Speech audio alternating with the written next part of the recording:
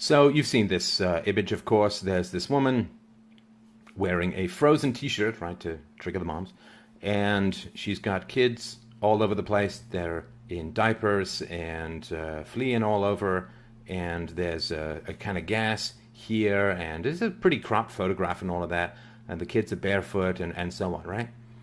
Now, this, of course, is the woman who's supposed to have made it all the way from Honduras to the American border with 2 kids. Boy, anyone who tries to take little kids on a hike knows that you get about 13 seconds in before they start needing to use the washroom, complaining of being tired and wanting a burger of some kind.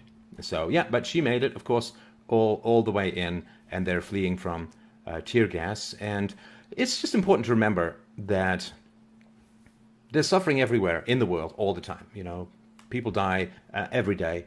People are tortured. People are wounded. There's suffering every day. Now, of all of the suffering in the world, the suffering that the media chooses to present to you just so happens, wouldn't you know, just so happens to align with the exact demographic political preferences of the Democrat Party. Isn't that amazing? All the suffering in the world, the people who are going to come in, who are going to bolster the Hispanic vote, who are going to end up voting for Democrats, that is the people whose suffering you are being exposed to. So the people who are killed by illegal immigrants, well, you can't see those people because that might give people pause about illegal immigration. And the people who are killed by Muslim terrorists, of course, you can't see those. It's all just ascribed to mental illness and goes down the memory hole, as happened here in Canada, the Danforth. But this suffering, the suffering of the people who are going to vote Democrat, this must be endlessly paraded in front of your face. And that's really all it's about. They're opening up the border, or indicating that they're going to open up the border in order to draw Hispanics to the border, where they're going to face the might of the state, because Trump's in power. And this way, of course, the Hispanic vote is going to be ginned up, and maybe they're concerned about Candace Owens' Blexit, or run away. I don't know, walk away? Not fast enough. Run away. She, chameleon. So it's brutal, it's cynical, it is the use of human suffering, and in fact, the summoning of human suffering in order to make political advantage. It is absolutely horrendous behavior. So yeah, you've seen this picture. It was shot by a Reuters photographer, Kim Kyung-hoon, and this, of course, has been shown by absolutely everyone. CNN, NBC, New York Times, Washington Post, right? They're all using the same image. Now, photography, of course, is very powerful because photography is like a hack into your brain. It bypasses your neofrontal cortex. It goes straight to your amygdala, provokes your fight and flight, your sympathy, and this is well known by manipulative propagandists and so on. So what do you have? You get Trump tear gases children. No, that's of course not what's happening. What's happening is this woman has taken her children into what is essentially a war zone by participating in an illegal invasion of the United States. If you drag your child to a war zone, well, you're a very, very, very bad parent. I did this tweet, it kind of went viral last night. I said, in America, you can get in serious trouble if your 10-year-old child walks home from the playground on his own or her own, and if your child goes bicycling without a helmet, you can get in serious trouble. But you drag your children to what is in effect a war zone, and you're a hero who's just looking for a better life, and it's terrible. It's absolutely wretched. The vast majority, of course, of young men who were there, you don't see those. You don't see the rock throwing. You don't see the attacks upon border guards in Mexico and elsewhere. You just see this, sad women and children, and the children shouldn't be there. Of course the children shouldn't be there. I mean, who takes children to a war zone? Who takes children and pushes them ahead of the general crowd? Well, we know, of course, who does these kinds of things. Absolutely monstrous people. Now, there was, of course, about once a month, tear gas was used on the border against illegal immigrants by Obama. But you see, that suffering didn't serve the needs of the Democrats, so that suffering was not shown to you. And that's just terrible. Just terrible, right? So this guy, Francisco Peleo, says, I see a scared mother trying to protect her children. Donald Trump sees a mobster who wants to start a fist fight. What do you see in this picture? Now, this scared mother, that kind of narrative is really rough. It is really, really rough because it implies that the mother is a victim. It implies that the mother did not voluntarily drag her children thousands of miles to effectively go into a war zone. And that is pretty rough. That is pretty rough to see. Yes, Michael Skolnick with Donald Trump puts babies in cages. Donald Trump tear gases children. Yeah, it's real tear gas under Obama and fake tears under Trump. So, again, this is very interesting because the idea, and it comes out of a very strange place when it comes to basic human agency, because this idea that if you commit a criminal action, then it is the president who is responsible for you facing sanctions, right? I mean, let's say that you drunk drive and you crash into a garden gnome and then you get arrested. Well, policeman puts man in cage, right? I mean, no, you drunk drove. You put yourself in that situation. So this idea that it's just, babies and, oh, it's terrible. Of course, if the left cared at all about babies, they would stop advocating for policies that swell up the national debt. It's true of the right as well. I mean, the social spending goes actually up under Republicans, so they're pretty rough as well. But they would improve the school system. They would not have national debts and so on. But they don't care about children. I mean, come on. And this person innate, many things are seared in my memory from the past 2 years. Nothing will tear this horror away. Simply atrocious. To the silent, you are cowards on the wrong side of history. Chemical weapons against children sounds just like Syria. Well, of course. These children are barefoot in diapers, choking on tear gas. And again, no agency for the parents, bringing them kids into essentially in a war zone. And this is not who we are. This is not my America. We're a land of refuge, of hope, of freedom, and we will not stand for this and so on. Come on. They vote Democrat. We get it. They vote Democrat. You know who's really in danger of being wiped out in some ways? The South African farmers. But you see, they're white and probably quite conservative, so you don't want them at all, do you, right? So, just crazy. See, they're just traveling from Central America to the U.S., right? This is breaking news. A migrant family, part of a caravan of thousands, they're just traveling. They're just traveling. Like if you go into someone's house in the middle of the night armed, you're just going over to someone's house. You're just visiting. You're visiting the house. They're just traveling. They're not. Well, of course, the only thing that you know about these illegal aliens is that they're criminals because they're in Mexico illegally. Already they're criminals. And secondly, that they have no respect for American laws at all, or Mexican laws for that matter. So they're absolutely anti-law. They will not respect the rules of the societies they want to enter. That's all you know. Like praxeologically, axiomatically, that's all you know. And that really should be enough. And this idea that, we can't have any suffering. We can't have any suffering in the world. This is the great delusion that is used to manipulate people. And it, of course, the source of the greatest suffering the world over is the idea that we should somehow not have any suffering in the world.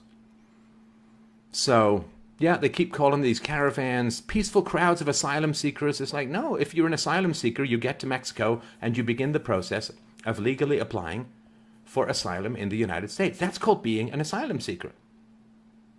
And if you simply charge through Mexico and then try and charge across the border, you're an invader. You are a criminal. I don't really, I get the difference between somebody on the road asking you for $5 and somebody on the road grabbing your wallet and running. It's like, well, but you see, transfer of, if you say yes to the $5, transfer of money occurs either way, right? So this is all madness, right? That narrative, right? Oh yes, they're women and children driven by fear of violence and political persecution. And people comparing this to the Holocaust. It's absolutely vile. Absolutely vile.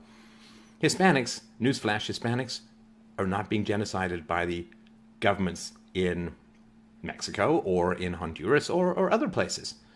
And so the idea that they're being persecuted, for what? For what? I mean, we assume they're leftists because the Democrats want them into America. Are leftists really being persecuted in Central and South America? Come on, it's ridiculous. So, yeah, attempting to hook into the suffering of the Jews and the homosexuals and the intellectuals, when the communists come in, they shoot everyone in glasses. It's a vile hijacking of history. Like Neil deGrasse Tyson was tweeting, Albert Einstein was a refugee, and it's like, well, some truth in that, although he got out of Germany years before he came to America. But, he came in legally. He was not swarming with a bunch of people who are all criminals by definition. They are not respecting the laws of entry into either America or Mexico.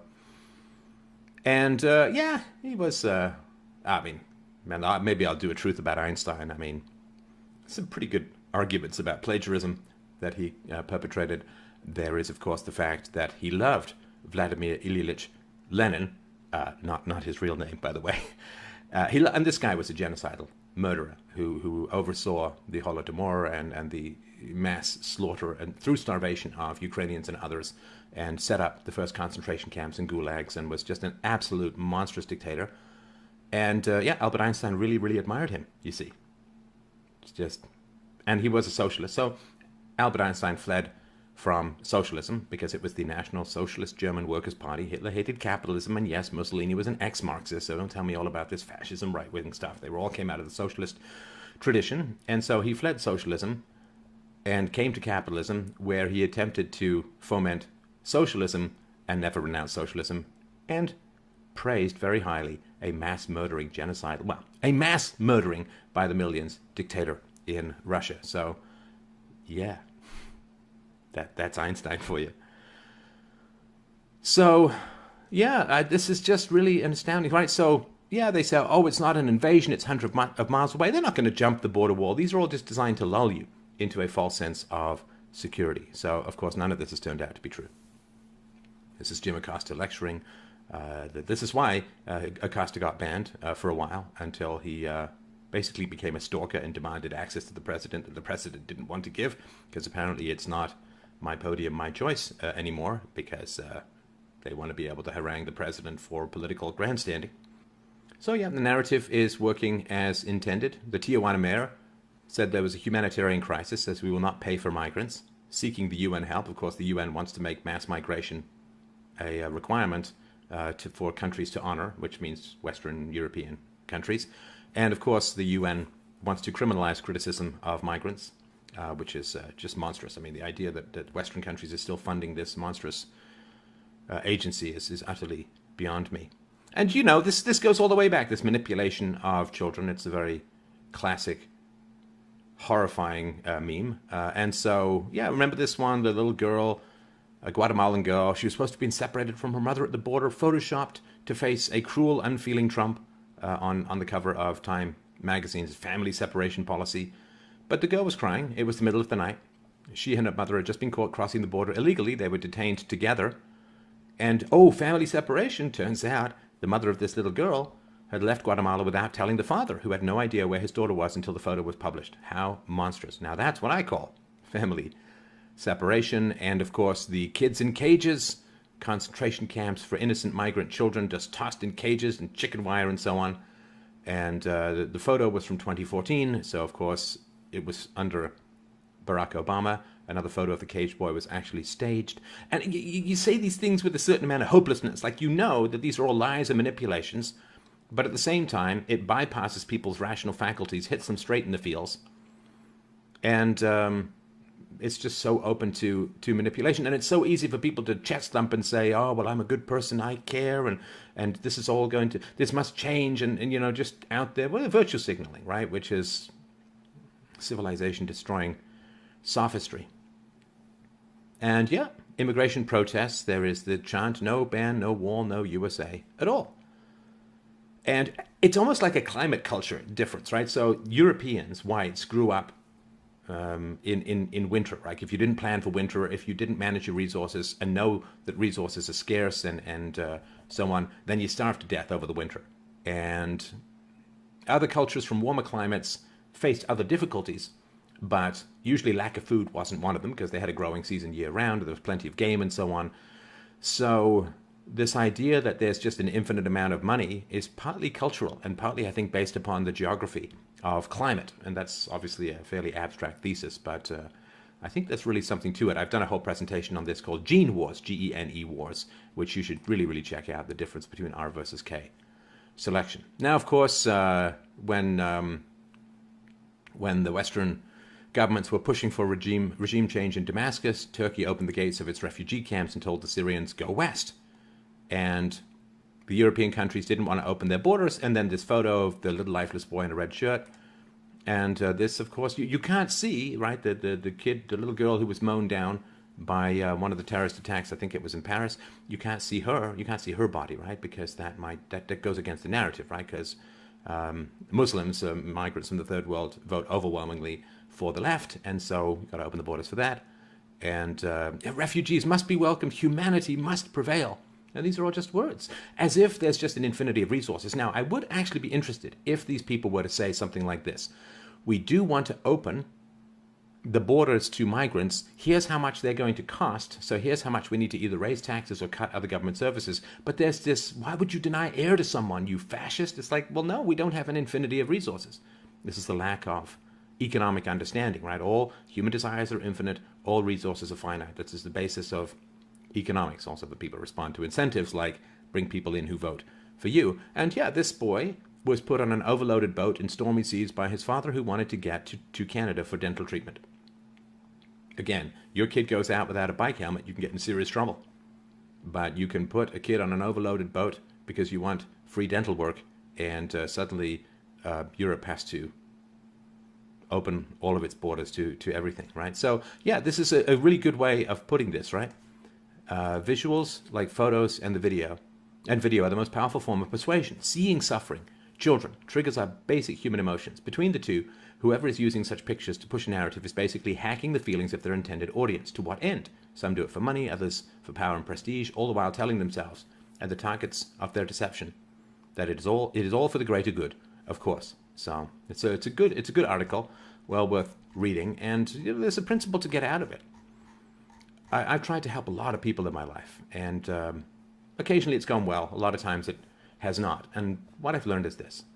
You can't care more for people than they do for themselves. That is a recipe for being exploited and just being used up until you're dried out in a sycamore in the wind of history.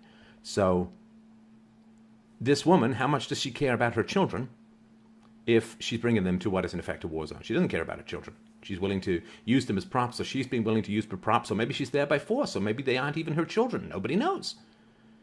But I can't care more for these kids than the people do themselves. Because, unfortunately, we live in a very predatory world, and if you care more for people than they do for themselves,